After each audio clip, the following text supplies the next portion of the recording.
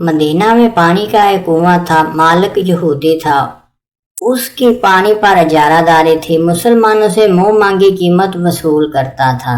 एक मालदार सहाबी ने यहूदी से कुआं खरीदने की बात की। उसने ऑफर ठुकरा दी।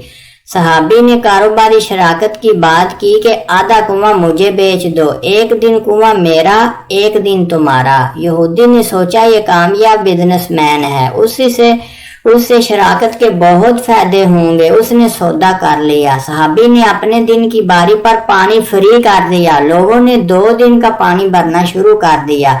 यहूदी वाले दिन कोई गाहक ना आता। आखिर में उसने पूरा कुआं सहाबी को बेच दिया। ये सहाबी हैं हजरत उस्मान रजी अल्लाह अन्हु।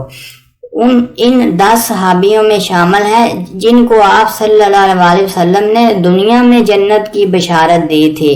हजूर अकरम सल्लल्लाहु अलैहि वसल्लम की 2 साहबजादियां यके बाद दीगरे आपके निकाह में थी।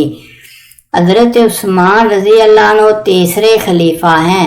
दहशत गर्दों के एक टोले ने आप रजी अल्लाह अन्हु को शहीद कर दिया था। अगर आपको वीडियो अच्छी लगे तो प्लीज़ चैनल को ज़रूर सब्सक्राइब कर दीजिए। शुक्रिया।